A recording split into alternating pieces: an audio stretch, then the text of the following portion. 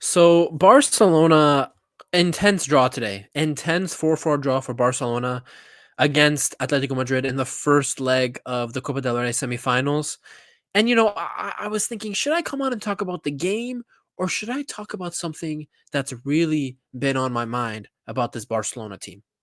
What's really been on my mind about this Barcelona team is the future of Barcelona.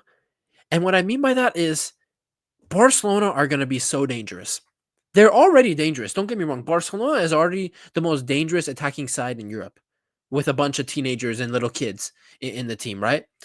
But the issue for me is they have potentially GOAT level players in positions, and Barcelona will soon get to the point where they will be making Champions League semifinals and finals every single year. They will probably get back to dominating La Liga. I understand Real Madrid have Vini Jr., Mbappe, and all those guys, but we know that in the past 15 years or so, Barcelona is the team that dominates La Liga. Barcelona as a club navigates La Liga title wins more than Real Madrid. And the scary thing for me about this Barcelona team is the quality of youngsters they have and the fact that they have right now, in my opinion, four players that can potentially be the GOATs of their position.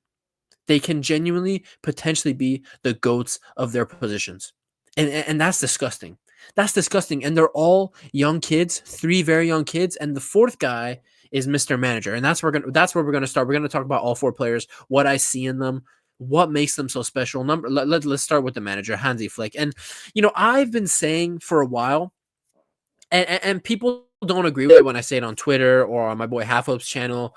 Um, Hansi Flick for me is the GOAT club manager.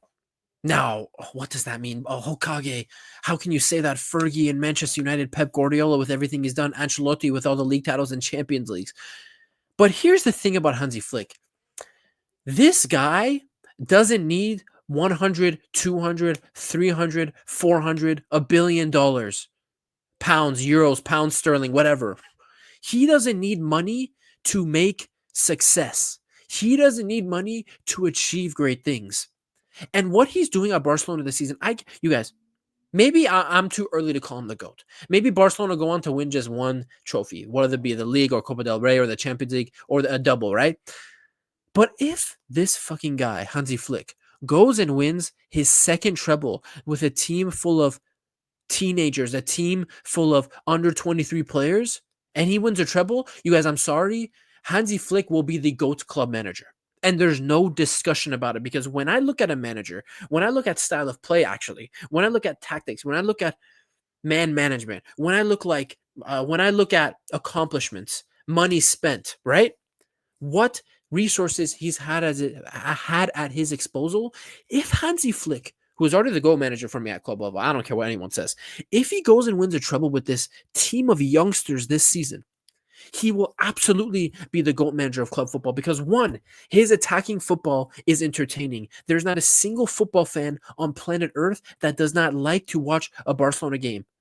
Anybody who saw that Atletico Madrid Barcelona game today, yes, it was 4-4. Yes, Atletico Madrid scammed 4 goals, but for 80 minutes of that game, Barcelona were playing beautiful, attacking, vertical, expansive football.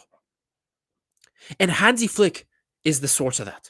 Hansi Flick took a team that under Xavi looked like they didn't know how to attack, looked like they depended on their defense for results. He turned that team and that group of players into the most dangerous attacking side in Europe.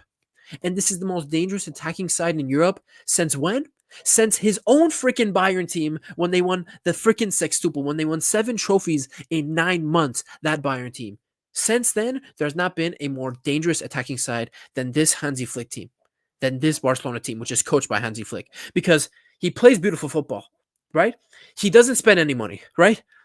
The man management is crazy. There's a reason why the players in his teams are willing to fight for his tactics, are willing to fight for him, are willing to run 90 at 100% speed, 90 minutes out of 90 minutes, battling for balls when they're 6-0 up in the 89th minute, because they're playing for the manager. That's pure man management right there. That's peak Hansi Flick right there. And then the money aspect, like I just said, without having to spend money, with just using the players at his disposal. And if he wins a treble, you're telling me he'll have 2 trebles in 5 years? And let's take it away. He was the manager of Germany for a couple of years, guys. So you're telling me in 3 seasons of club management, this guy can potentially have 2 trebles while not spending any money. That is disgusting. That is GOAT. That's the GOAT. How can anyone deny that? Pep Guardiola needed all the money in the world to get a treble with Manchester City. He couldn't go to Bayern and win with that insanely stacked, one of the most talented Bayern squads of all time for 3 years. He needed Lionel Messi. He needed the greatest players of all time, Lionel Messi. He needed the greatest midfielder of all time, Iniesta. One of the greatest midfielders of all time, Xavi, Busquets. One of the greatest center backs of all time, Piqué, to be successful at Barcelona. Pep Guardiola, get out of here. So Alex Ferguson has the second best case, in my opinion. The second best case. But Sir Alex Ferguson, Sir Alex Ferguson, bro, he spent money. Take the amounts of money he would spend and adjust them for inflation. He spent a lot of money. And he only had 2 Champions Leagues in 26 years at Manchester United. Yes, he won a treble with a very young team. That goes in his favor as well. But we're talking about 2 trebles in 3 seasons of management. So Fergie, get out of the conversation. And Ancelotti we've already seen this season, Ancelotti cannot keep up with the tactics of Hansi Flick. His teams have conceded 9 goals this year to his Barcelona team. Ancelotti can't even defend a league title. Ancelotti needs the best players in the world to succeed. And sure, Hansi Flick also had some of the best players in the world at his disposal as well, but he didn't buy them. He came into a situation and took the players that were there, who were out of form, who were low on confidence, who weren't looking like the best team, and he's turned them into the best teams in the world. That Bayern team in 2020, guys, that Bayern team, let's not forget, Niko Kovac started the season as coach. We were 5th in the league. He got sacked. He comes in. Everyone said Thomas Muller 5 years ago was washed. Everyone said Boateng was washed. Neuer was washed. Alaba was washed. Kimmich wasn't good enough. Kingsley Coman wasn't good enough. Who's Serge Gnabry? Thiago will never make it. Lewandowski's overrated. He took that team who had all that criticism and won 7 fucking trophies with them in 8-9 months. And he's came into this Barcelona team, his first season here, relying on the academy because of the financial state of Barcelona, and he's on track to win a treble. Disgusting. Hansi Flick, for me, he's already the GOAT manager, taking all that into account, right? Which is crazy after only having 3 seasons of managerial experience under his belt as a head coach. Obviously, he's been an assistant manager. He was assistant manager for the 2014 World Cup Germany team, assistant manager at Bayern, at other clubs. But to do this, he for me is just the GOAT manager. So already in my eyes, Barcelona have a GOAT. And the thing is about Barcelona and the impact Hansi Flick has had on this club, he is the first guy to really take him out of the dark ages post Messi. He is the first guy, and I'm telling you right now, man, Hansi Flick potentially can be at Barcelona for many years to come, and he's gonna win a lot of trophies with Barcelona. So Hansi Flick, the absolutely 100% GOAT manager. Pau Cubarsi. Oh, I love this kid, man. I love this kid. I'm 23, 24 years old.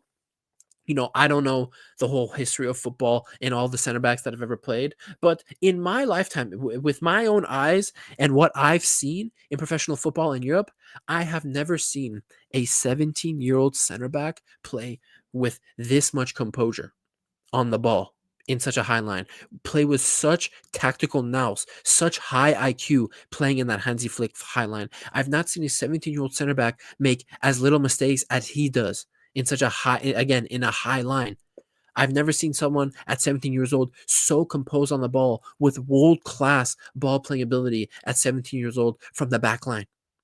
And I've never seen, by the way, a 17-year-old defender like Pau Cubarsi be an elite defender. What do I mean by elite defender? We're talking about a defender, right? So all these qualities go under defender. I'm talking about tackling. I'm talking about your aerial threat. I'm talking about how you command in the air when you're trying to win duels. His duel winning, slide tackles, standing tackles, positioning, marking. Sure, he's not perfect. Sure, I'm not trying to say he's perfect in all those categories, but for 17 years old, to come out of the academy and play like this, Pau Cubarsi, And we're talking about center back, guys. Center backs have longer lifespans in professional football in their careers. This guy's 17. He was already playing last year at 16. So 17. Center backs usually are able to play at a high level. If you're a true world-class center back, are typically able to play at a high level until 34, 35 years old. So you're telling me, guys, you're telling me Pau Cubarsi might be a top center back for 18, 19 years to come. And he's already one of the best center backs in the world at 17.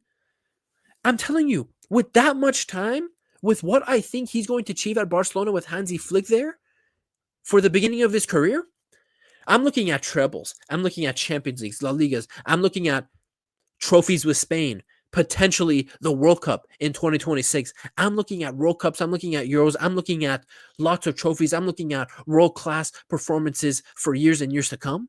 I'm looking at someone who can potentially make it into the Beckenbauer, Maldini, Nesta, Ramos, Piqué discussions, and potentially come into the top five. Potentially, bro, I see that much potential in this kid. He's so freaking good. He's so freaking good. At 17 years old, to be so complete as a center back. I'm not saying he's perfect. Again, still lots to learn, still lots to experience. I feel like for center backs in football, the reason why center backs typically get better with age, typically might not peak as early as attackers do. Like right now, we see a lot of attackers: Musiala, Bellingham, Wirtz, Vinicius Jr. is a little older now, but Lamine Yamal and all these young guys, Saka, Bukayo Saka. All these guys are showing world-class ability and level week in, week out at 21, 22, 18, 19 years old. But for center backs, typically, you see center backs really hit their stride after 25, 26. Because with being a center back, with being a defender, a lot of times you have the skills, but you just don't have the experience. And by playing years and years and years and getting that experience and learning how to deal with certain scenarios as you experience them as a professional, that's when you see center backs finally at 25, 26 break into their own. Van Dijk, guys, Van Dijk didn't break onto the scene until 25, 26 years old. You know what I mean? Just a quick example off the top of my head. So, Cubarsi, man, I'm looking at a potential center back go, and maybe he might not be the greatest center back of all time, because I'm telling you right now, for me, Beckenbauer is the greatest center back of all time. Maybe it's going to take a lot to trump Beckenbauer, because Beckenbauer was so ahead of his time, so elite, so dominant, so unplayable. It's hard to beat that. It's hard to get to Nesta and Maldini, but bro, he is showing actual true defending skill and world-class ball playing. I mean, he might be the ultimate Spanish center back. Like the next, Piqué is probably Piqué and Ramos, Puyol, all those guys, best Spanish center backs of all time. And every generation should get better. This is the new gen. This is the best and the face of the new generation of Spanish center backs. And you guys, my Wi-Fi bar is at 1, so I really hope my connection is not shit and that I'm lagging. I really hope that's not the case, because I've barely started in this video. In fact, I'm going to pause. And we're back. I've changed my Wi-Fi to what's supposed to be the stronger Wi-Fi, so I hope we're good. So Pau Cubarsi, man, I'm looking at him, and in 15, 16 years' time, we might be looking at, first of all, maybe the best defender of his generation. We'll see. And someone who could crack into that top 10, top 5 all time. I'll say top 10 all time. Top 5 is a tricky one, but I'm telling you, man, that the kid is this good. Pedri, for me, the most underappreciated Barcelona player in world football. I'm sure Barcelona fans appreciate Pedri. I'm sure of it. I'm sure of it. But what I mean by the most underappreciated Barcelona player is that when the general football public looks at Barcelona, watches them play, when the casual tunes in for Barcelona versus Atletico Madrid today, where the game ends 4-4, a lot of people are coming away from the game. Oh my God, Rafinha, he's so good. Oh, Julian Alvarez on Atletico, so good. Oh, Griezmann still has it. Oh, Lamine Yamal, 17, unstoppable in the dribble. But I never see people coming away from Barcelona game and seeing tons of people on social media, tons of people on YouTube talking about how freaking good Pedri is. For me, if Barcelona were to go win the treble this year, everyone would be saying Rafinha. Everyone would be saying Lamine Yamal, Ballon d'Or, this and that. For me, absolutely, Pedri should win the Ballon d'Or if Barcelona win the Champions League, if Barcelona win La Liga, if they win a treble. Absolutely, Pedri should win the Ballon d'Or. Because let me tell you this right now. He is the most important player in this Barcelona team. He is absolutely the most important player in this Barcelona team. Absolutely. Dictating the tempo. When he has the ball, you literally cannot dispossess him. In the final third, his ability to make passes between lines in the opposition's final third is just second to none. It's second to none. His vertical passing, he's able to find the tightest passes and the tightest passing angles.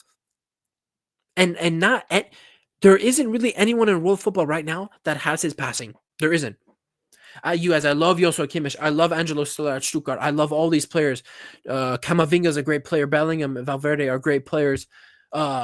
Whoever in England, Declan Rice and all those guys are great players, right? Barella, Vitinha, João Neves. But no one is currently at Pedri's level in terms of passing, in terms of what they're able to do in the final third with a pass. No one is better than Pedri right now. And dude, I'm looking at him. He's looking credit to Flick. Credit to Flick and his medical staff for stabilizing Pedri, because for a minute a year or two ago, it looked like Pedri is just going to be the next Ansu Fati, wildly talented, and his career is going to fall off due to injuries. This season, it is a miracle. It is miraculous that he has not had one injury. Maybe he has, and I'm not aware of it, but he hasn't been out injured, basically. The kid is a monster, man. He can run all game for 90 minutes, right? On the defensive side of the game, people don't really point it out. People don't really appreciate it. He does a lot of work defensively.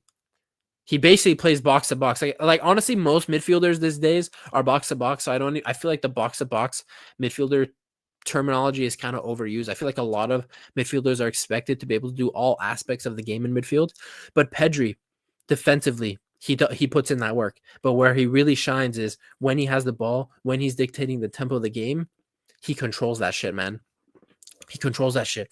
And as good as he even is at dictating the tempo, at dragging the opposition midfielders around and creating spaces for his attackers and connecting the defense to attack, as good as he is at that, that's not even his best trait. For me, the best trait about Pedri is his vertical passing. He is able to pick out passes vertically and create dangerous scenarios out of nothing when you think there's nothing there. And like I said earlier, his ability to pick out passes, his ability to play in tight spaces and pick out passes in a camped opposition 18, in the opposition's final third.